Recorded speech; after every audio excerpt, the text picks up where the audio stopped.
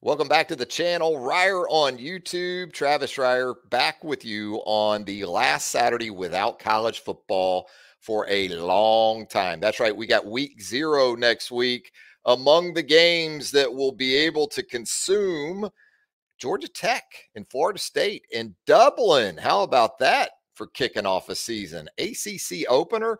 Brent Key, the former Alabama offensive line coach, does he have that thing maybe headed in the right direction on the flats? Kind of feels that way. We'll see.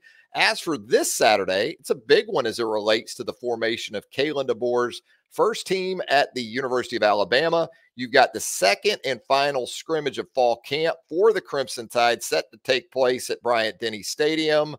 And then the fall semester gets underway next Wednesday. So we're really approaching the end of camp. Now, I know some folks, they equate the end of fall camp to the arrival of game week. But for me, it's when the 20-hour rule goes into effect. And that's the case once classes start, as will be the case next week in Tuscaloosa. And by the way, did I mention that we've got a variety of college football content right here on the channel for you?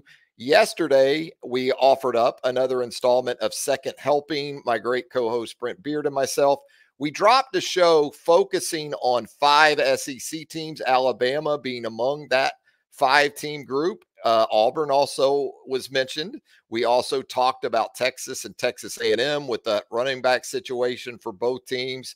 And we also got into the Georgia Bulldogs. Brent's notebook led us into some Oklahoma, some Florida, and some LSU talk. So plenty of college football content right here on the channel. And I'm really thrilled to announce that in the coming days, the next few days, we'll pick back up with Talkin' Tide. That's right, a show that I co-host with another great friend of mine, Tuscaloosa News columnist Chase Goodbrett.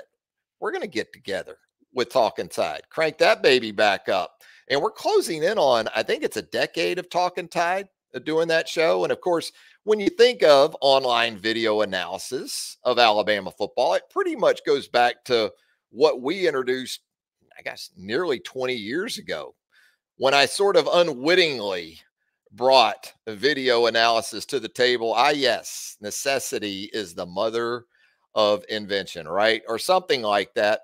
Anyway, with those shows and more fun stuff on the horizon, never been a better time than now to subscribe to the channel. So if you would, and you haven't already, go ahead and hit that subscribe button. Hit that notification bell while you're at it. That way you're alerted to all of our content as it drops here on the channel. And if you wouldn't mind, a thumbs up, a like would help us out, and we would tremendously appreciate that as well. So what we're going to do today, we're going to get into my first 40 Alabama players. And it's kind of a hybrid list.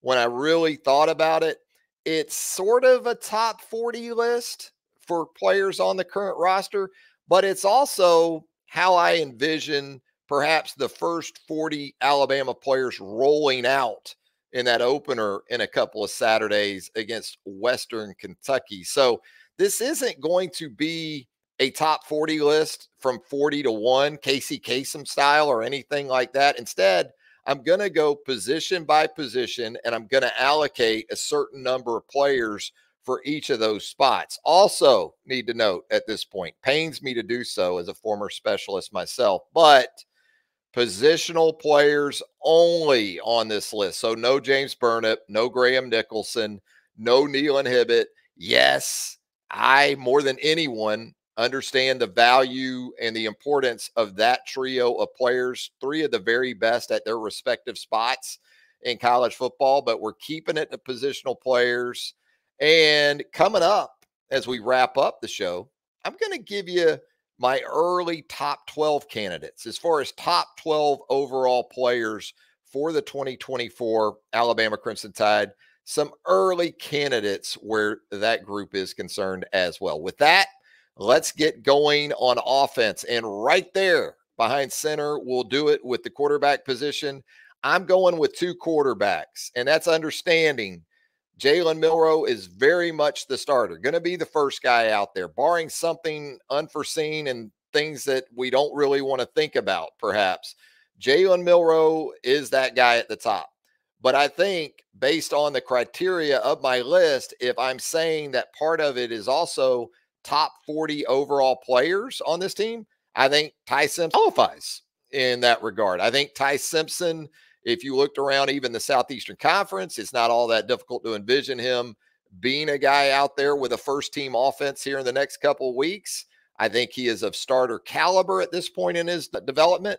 So I'm going to go with two quarterbacks with Jalen Milroe and also Ty Simpson. As far as running backs are concerned, I'm going with three. I'm going with Justice Haynes. I'm going with Jam Miller, and I'm going to have Richard Young in that list as well. I know I talked about specialists not being included on this first 40, but I'm still going to take special teams into account when I think about positional players. And running back is certainly an area that feeds special teams on a year-by-year basis. Justice Haynes, Jam Miller, just on their value at the running back position alone, definitely are going to be on this list. They're going to be top 12 candidates. I'll go ahead and spoil that for you coming up here a little bit later. Those two guys would certainly get consideration for that. I think Richard Young has a chance to be of starting caliber in terms of what he can bring to the mix. You saw some of that even in the 8A game. He showed you the size. He showed you the burst. He showed you the ability to finish with power on plays. So I'm going with those three running backs. I'm leaving the two young guys out for now because I don't know if they translate this early to special teams. Maybe Hill, maybe Riley will. But I'm not quite sure of that as of yet. And by the way, if you disagree with any of this, and maybe I throw out some scenarios where you're going to pick 2 out of 3 for a spot, hey, let me know right there in the comments. Love to hear from you in the comments. Love to interact with you right there in the comments as well. As for the wide receiver position, I'm going with 6. There's the obvious choices: Jeremy Bernard, Kendrick Law, Ryan Williams, Kobe Prentice. Seems like Cole Adams is very much in that mix. And then I'm going to go with 1. I'm going to pick 1 from Emmanuel Henderson, Jaron Hamilton, and Caleb Odom, another very promising freshman. Now, if I take special teams into account, I'm thinking probably more about Ime Henderson of those 3 if I'm rounding out a group of 6, because special teams, certainly from a return man perspective, with Law, with Williams, Henderson, I think, could be in that mix as well. Maybe Cole Adams is an option on punts. Maybe Prentice too, certainly. But I think that there's an opportunity in coverage and return units outside of return positions to make an impact on special teams. And Kendrick Law could be one of those guys. Ime Henderson could be one of those guys. Jaron Hamilton could be one of those guys, maybe Caleb Odom. And I don't even have Bubba Hampton in this mix. And I still think there could be big things down the road for the true freshman from Texas. And speaking of Texas, no Jalen Hale on this list either. So it's a lot of receivers. I understand that. I don't think there'll be as much of a hesitation to maybe rotate in some of these guys, because some of these guys have been around. Kendrick Law has been around. Jeremy Bernard's an older guy. Cole Adams, a couple years into this thing now. Kobe Prentice certainly has been around. Ryan Williams is a talent that you're just not going to keep off the field. Emmanuel Henderson is an experienced guy at this point. So I think there are some legitimate candidates to sort of legitimize the thought that 6 guys isn't 1 or 2 too many at that position. Tight end, I'm going to go with 4. I'm going with CJ Dupree. I'm going with Robbie Oots. I'm going with Josh Cuevas, and I'm going with Danny Lewis. Still going to be a good bit of 12 personnel in this Alabama offense. So the way I see it, you're going to need at least 4 ready to go every week. And this is another area that's going to feed into special teams a good bit. I'm talking about core special teams guys when it comes to kickoff return or punt return, or certainly punt team could be a part of this. You think personal protectors on punt team, you think tight end types, you think inside linebacker types. So I think that'll be a part of this as well. Even where special teams are concerned, if a Ty Lockwood gets that opportunity, maybe a true freshman in Jay Lindsey. But a chance for a number of these guys to impact things very early on. Offensive line, this is where I was a little bit torn, and this is where I'd love to hear from you in the comments as well. Went with 6. Went with Tyler Booker, went with Jaden Roberts, went with Parker Brailsford. Slam dunks on the interior. Went with Caden Proctor at left tackle. Another pretty much slam dunk. Right tackle, I like Wilkin Formby to be that 5th guy right now, but I'm including Elijah Pritchett in my 6th.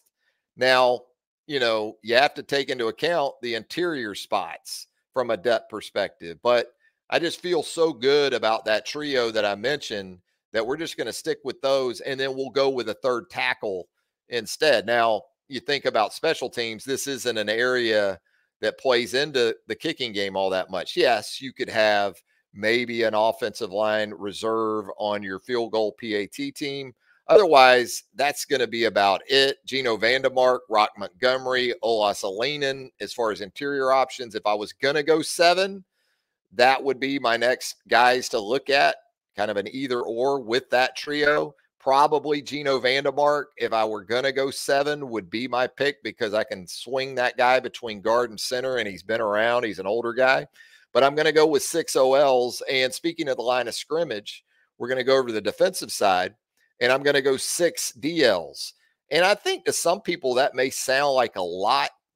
I don't think so as much for a couple reasons. I think similar to some other positions where there is some age and experience, there should be a comfort level with Freddie Roach to rotate pretty freely with his top 5 or 6, Tim Smith, Tim Keenan. I think 2 from Damon Payne, Jaheim Otis, and James Smith is where I would go with more of the interior guys. That would give me 4 interior guys.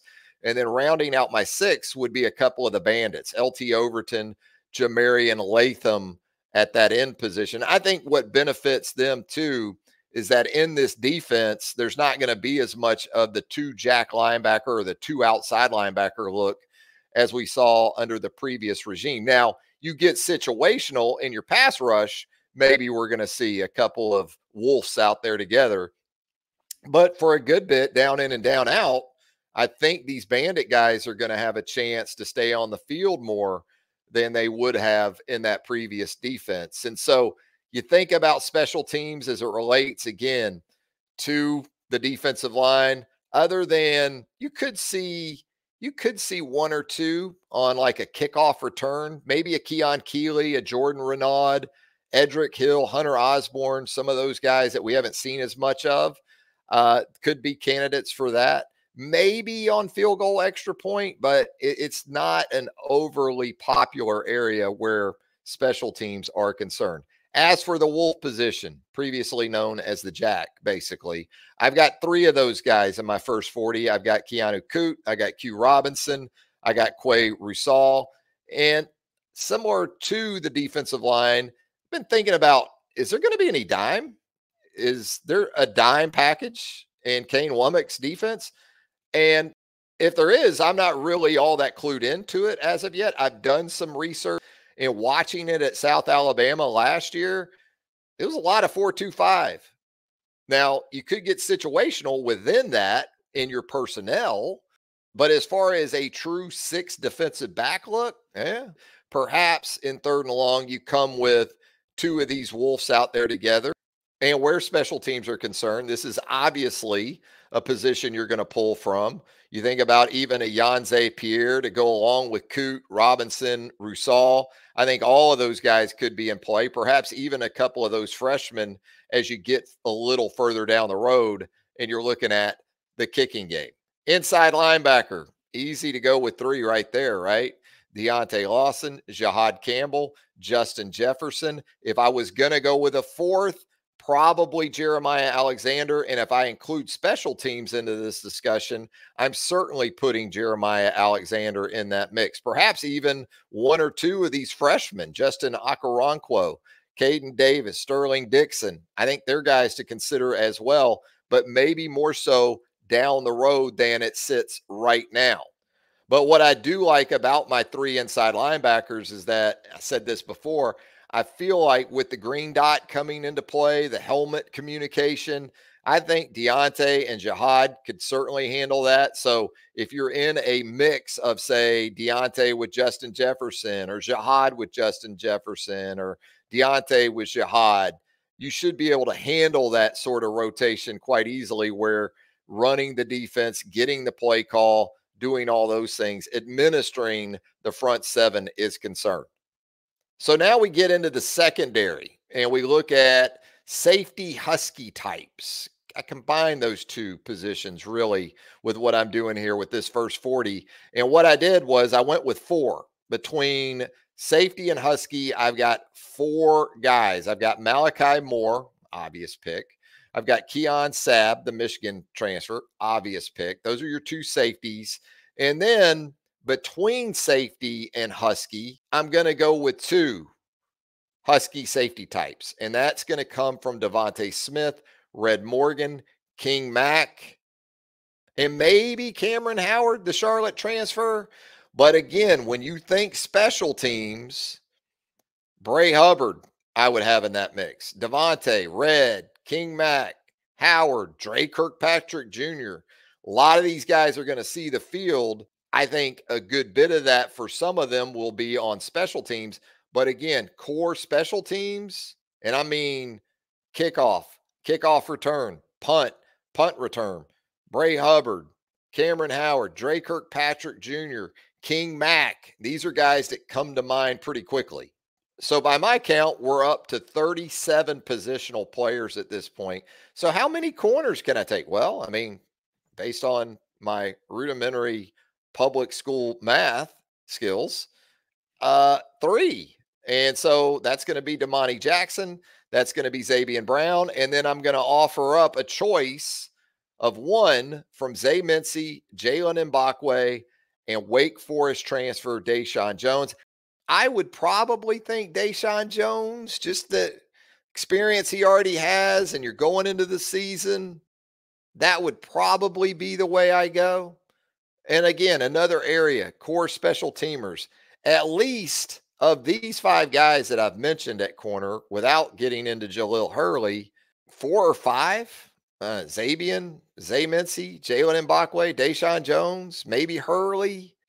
At least 4 or 5 of those guys are going to be in consideration for special teams work. So when it came down to the 40 and there were some sort of 6 or 7 here, do I go 3 or 4 there? It really went back to, do I take a 7th offensive lineman instead of 6? Do I take a 7th defensive lineman? Do I take a 4th Wolf or a 4th inside linebacker? Those were the kind of choices that I was faced with. I feel pretty good about how it lays out right now, understanding things can change.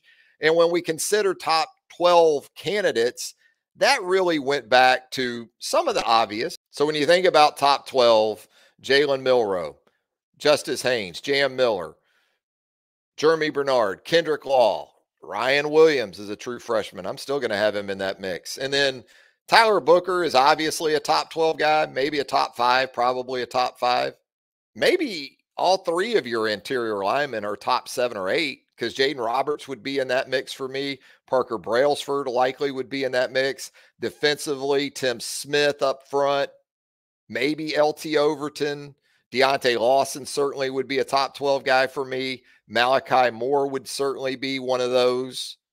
Damani Jackson would be under heavy consideration. And even though I didn't do specialists on this first 40, either or both from James Burnip and Graham Nicholson would make my list. Probably just one of the 2, but I would have one.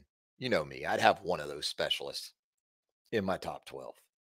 And with that, that's going to do it for our first 40. Appreciate you tuning in right here on Reier on YouTube. Again, if you haven't subscribed to our channel, we certainly hope you would do that. Hit that subscribe button right now. Hit a thumbs up for us as well. Turn on those notifications. Hit that notifications bell. That way you're alerted to all of our content as it drops right here on Reier on YouTube. It is a scrimmage Saturday. Enjoy it. College football season is here. We're going to have a whole lot more for you right here on the channel. And until next time, so long, everybody.